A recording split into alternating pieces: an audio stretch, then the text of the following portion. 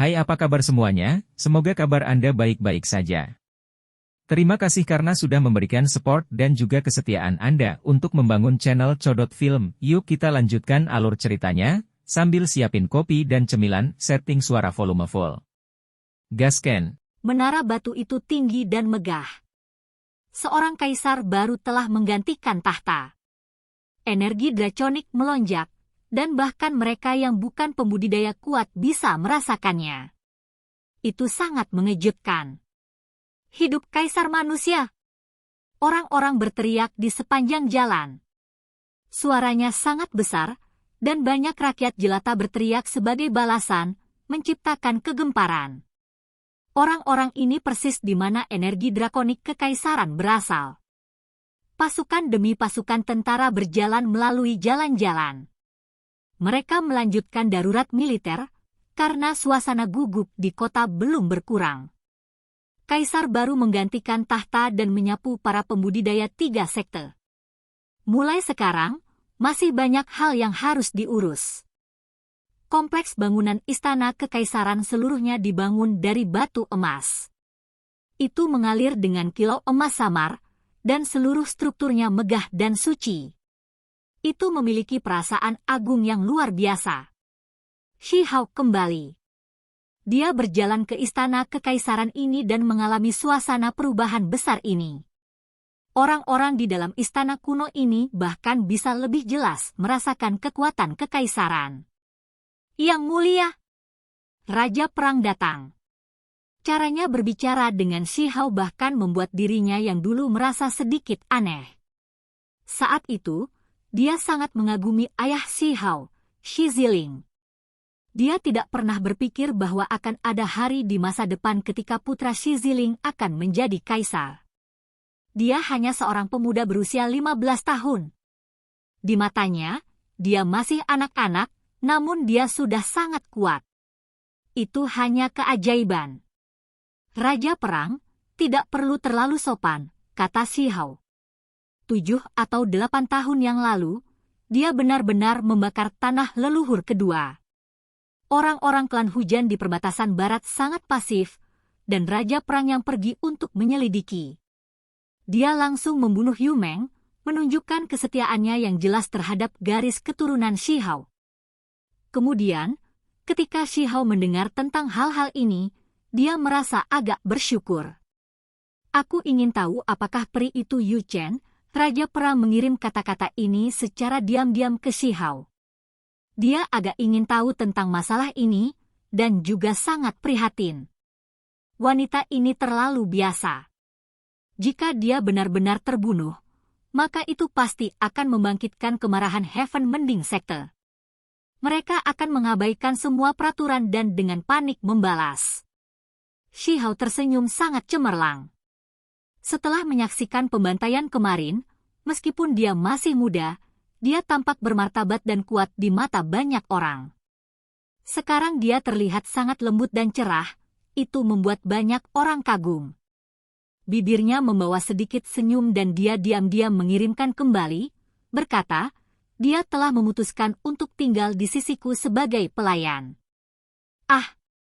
Raja Perang tampak sangat agung.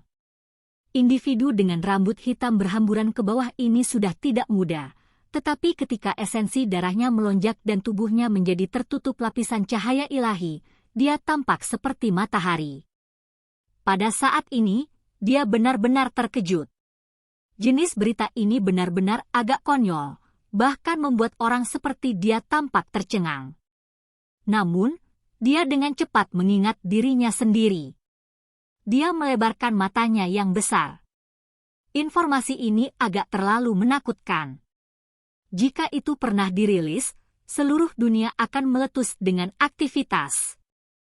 Peri paling suci dari sekte sekuat sekte mending surga menjadi pelayan seseorang? Apakah mereka mencoba memicu perang antar wilayah? Yang mulia, Anda masih muda, dan Anda pasti akan menemukan satu yang luar biasa. Tidak perlu bagi Anda dan dia, Raja Perang menghentikan kata-katanya sendiri, karena dia masih tidak tahu harus berkata apa atau bagaimana. Untuk membujuk Shi Hao. Setelah menerima berita ini, pikirannya menjadi kemana-mana. Dia merasa bahwa tindakan semacam ini pasti akan membuat sekte mending surga menjadi gila. Itu pasti akan menyebabkan bencana besar. Shi Hao tertawa. Dia secara alami tahu apa yang dipikirkan Raja Perang, dan dia lebih mengerti bahwa Raja Perang takut dia akan asyik dengan wanita. Ini adalah hal-hal yang sulit untuk dihindari. Pembantu ini tidak buruk. Shi Hao menjawab. Ketika Raja Perang mendengar ini, dia menjadi lebih gugup. Peri Yu Chen adalah kecantikan yang luar biasa, dan tipe wanita ini sangat cantik. Sementara itu, Kaisar baru masih muda, dan tidak baik terlalu menyukai keindahan. Raja Perang juga pernah mengalami masa muda, jadi dia secara alami tahu bahwa pemuda ini luar biasa dan berpikiran terbuka. Namun, melawan seluruh dunia atas keracunan terhadap seorang wanita masih merupakan pilihan yang agak tidak pantas sebagai kaisar. Aku sudah membunuh begitu banyak pembudidaya dari 3 sekte, jadi bahkan jika aku mengembalikan Peri Yu Chen dan mencoba bernegosiasi, itu akan sia-sia. Karena itu, saya mungkin juga menyimpannya. Jadi seperti itu, wajah Working menjadi kaku, dan dia merasakan sakit kepala yang hebat. Dia menguatkan dirinya dan berkata, "Yang mulia, jika kita dengan paksa menahannya di sini, tidak apa-apa, tapi tolong jangan memberinya gelar selir kekaisaran dan jangan mengungkapkan tubuh aslinya. Jika tidak hanya sekte mending surga, tetapi individu generasi muda sekte lain semua akan memperlakukan kaisar negara batu saya dengan permusuhan." Shi Hao berada di antara tawa dan air mata. Raja Perang benar-benar memperlakukannya seperti anak kecil, berpikir bahwa dia akan membuat kesalahan saat asyik dengan kecantikan. Dia hanya bisa memaksakan senyum dan menggelengkan kepalanya, tidak tahu apa yang pantas untuk dikatakan. Aku tidak akan membiarkan dia meninggalkan istana kekaisaran untuk saat ini. Raja Perang, tolong merasa tenang, kata Shi Hao dengan santai tanpa menggunakan nada yang terlalu bermartabat. Meskipun dia sangat cantik, kamu harus terus memperhatikan kultivasi dan tidak kehilangan dirimu sendiri, kata Raja Perang. Pembuluh darah di dahi Shi Hao melonjak, tetapi pada akhirnya, dia mengangguk dan berkata, "Saya mengerti." Kenyataannya, setelah Raja Perang mendengar apa yang dia katakan, pembuluh darah juga mulai melonjak di dahinya. Kaisar manusia muda ini benar-benar akan menjadikan Peri Yu Chen sebagai wanitanya, bukan? Masalah ini akan terlalu besar. Itu adalah satu hal untuk menyinggung sekte mending surga, tetapi jika berita dirilis tentang ini, maka para pahlawan muda dari berbagai sekte di dunia ini mungkin menangis dalam kesedihan dan menyerang karena marah. Di bawah iringan Raja Perang, Shi Hao melakukan tur singkat ke istana kekaisaran. Alisnya terus berkerut, karena meskipun istana yang luas tidak jatuh, masih ada kerusakan besar. Istana tidak terluka, tetapi beberapa formasi besar yang diletakkan di sini hancur. Raja Perang menghela nafas dan berbicara. Tidak diragukan lagi ada formasi ilahi kuno di istana kekaisaran, dan kekuatan mereka pasti hebat dan tak tertandingi. Namun mereka masih rusak. Kerusakan pada formasi di Istana Surgawi Pusat bahkan lebih parah. Dari apa yang dikatakan penjaga batu, agar Kaisar Batu melindungi dirinya sendiri, dia menggunakan semua pertahanan dan kekuatan yang dia miliki. Dia menggunakan nasib bangsa dan formasi ilahi kuno untuk melindungi dirinya sendiri, memungkinkan dia untuk bertahan hidup. Tapi sekarang, kemana kaisar manusia itu pergi? Jika dia masih hidup, mengapa dia tidak mengungkapkan dirinya? Shi Hao mengerutkan kening. Dia mungkin telah memasuki alam yang lebih tinggi. Seorang penjaga tua berkata. Dia samar-samar ingat melihat lorong terbuka yang mengarah ke kehampaan. Kaisar Batu menghilang setelah itu dengan pengawal kekaisarannya. Saya harap Yang Mulia baik-baik saja. Saya harap ada suatu hari ketika dia bisa naik ke alam yang lebih tinggi dan membunuh makhluk-makhluk yang percaya diri mereka sempurna. kata Raja Perang. Shi Hao melihat sebagian besar formasi yang dihancurkan di Istana Kekaisaran. Menurutnya, ini adalah kerugian terbesar, karena itu adalah formasi ilahi yang pasti cukup untuk membunuh para ahli tertinggi dan yang lainnya. Mereka harus diperbaiki apapun yang terjadi dan bahkan mungkin ditingkatkan satu langkah lebih jauh. Hanya dengan begitu mereka bisa menunggu pembalasan 3 sekte dan menghadapi mereka semua sekaligus. Namun, ketika dia memikirkan bahan tak berujung yang dibutuhkan, Shi Hao merasakan sakit yang luar biasa. Perbendaharaan keluarga kekaisaran seharusnya tidak dikosongkan hanya dari ini, kan? Aroma manis tercium dan rumput obat bersinar. Mereka tanpa sadar berjalan ke taman, mencapai ladang spiritual Istana Kekaisaran. Aromanya kaya dan memabukkan. Mengapa ada begitu sedikit? Shi Hao menatap ladang spiritual Istana Kekaisaran yang megah. Tempat ini luas dan memiliki tanah khusus serta mata air spiritual untuk memeliharanya. Itu pasti bisa dianggap sebagai tempat yang indah untuk menanam obat-obatan spiritual. Sayangnya, tanaman obat-obatan hanya sedikit dan benar-benar berbeda dari yang dia bayangkan. Dapat dikatakan bahwa apa yang paling dia nantikan adalah melihat sejumlah besar obat-obatan spiritual untuk memperbaiki tubuhnya dan memungkinkan terobosan. Namun, ketika dia datang ke sini, dia hanya bertemu dengan kekecewaan besar.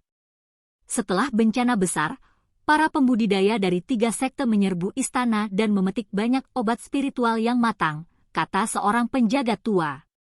Tidak hanya itu, kata-katanya menyiratkan bahwa ada pangeran, putri, dan raja yang berpartisipasi dalam hal ini. Beberapa dari mereka memetiknya dan berharap untuk berkolusi dengan sekte-sekte besar di luar wilayah ini untuk membantu yayasan mereka sendiri. Penggarap dari 3 sekte, Anda benar-benar meminta untuk dibunuh. Shi Hao dengan dingin berkata, "Ini terlalu sombong. Ini adalah istana kekaisaran suatu negara, namun ladang pengobatan spiritual telah dijarah begitu saja. Mereka benar-benar memandang rendah Stone Country. Sementara itu, ada beberapa pangeran, dan bangsawan lainnya yang juga tidak menahan diri. Kehancuran yang mereka sebabkan tidak kecil, menjarah selama kekacauan. Yang mulia, semua klan bangsawan itu dipaksa untuk tetap berada di istana dan tidak diizinkan meninggalkan ibu kota kekaisaran, kata Raja Perang. Bagus, kali ini, ada beberapa yang perlu membayar untuk tindakan mereka sendiri. Shi Hao dengan dingin berkata.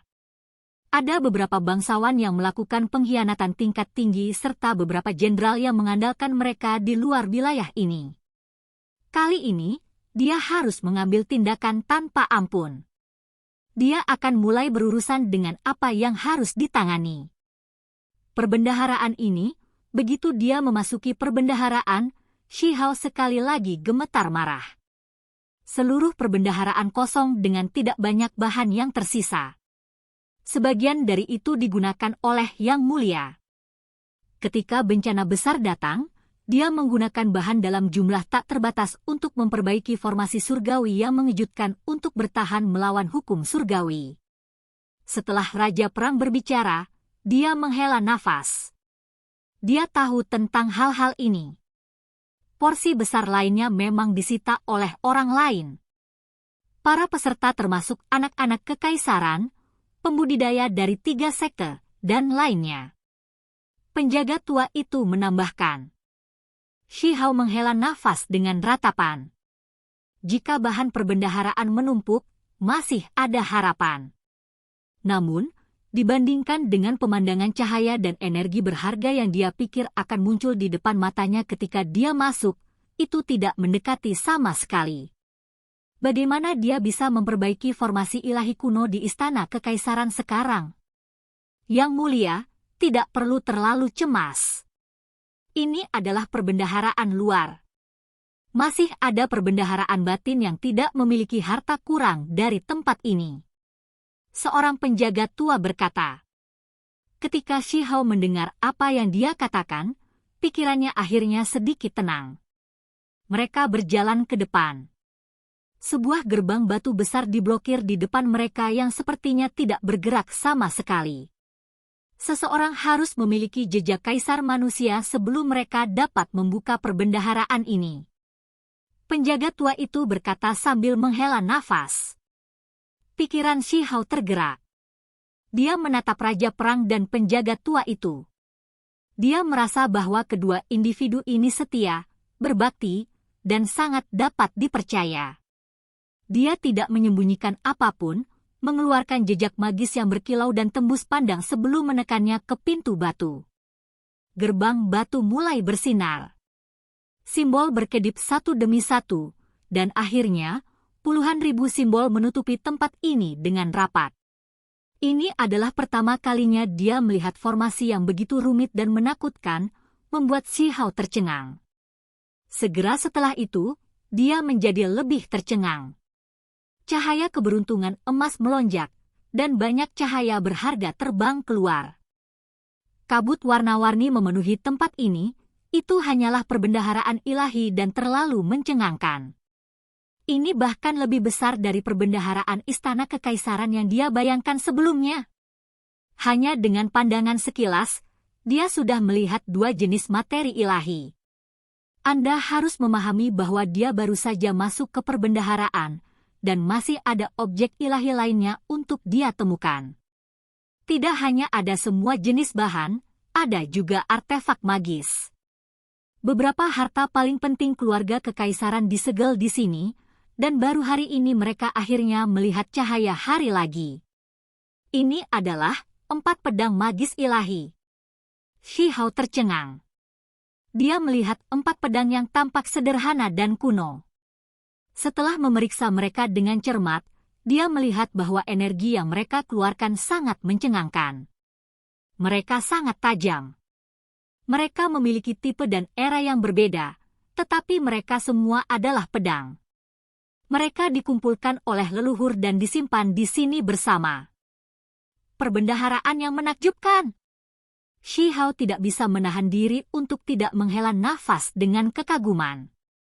Pada akhirnya, dia berkata, jika keempat pedang suci ini ditempatkan di 4 pintu masuk istana kekaisaran dan tingkat formasi yang sesuai diletakkan, seberapa mengerikan hasilnya. Ketika dia keluar dari perbendaharaan dalam, Shi Hao masih merasa pusing. Baru saja, dia melihat terlalu banyak hal baik. Di punggungnya ada tombak yang dikabarkan memiliki latar belakang yang kuat. Ini adalah artefak magis ilahi yang dibuat selama tahun-tahun kuno untuk meniru Great Sky Desolation Halberd Kunpeng. Suara Raja Perang dan penjaga tua masih terdengar di telinga Shi Hao. Tombak besar ini sangat sederhana dan tanpa hiasan. Seluruh tubuhnya gelap dan tanpa kilau, tetapi ketika diaktifkan, energi emas mengalir ke langit. Itu sangat menakutkan. Yang mulia, suara Raja Perang terdengar dari sisinya. Shi Hao akhirnya menenangkan dirinya dan menjadi jernih kembali. Setelah melihat perbendaharaan batin, dia terlalu tercengang oleh semua bahan menakjubkan di dalamnya. Apa yang sedang terjadi? Shi Hao bertanya. Yang mulia, sekarang saya akan membawa Anda ke rumah kitab suci dan aula teknik berharga untuk melihatnya, kata Raja Perang. Ketika Shi Hao mendengar apa yang dikatakan, dia langsung melebarkan matanya. Kepalanya berdenyut hebat. Secara komparatif, ini mungkin tempat yang paling dia nantikan. Oke guys, jangan lupa like, comment, share, and subscribe di channel Codot Film. See you next video, peace out and bye-bye.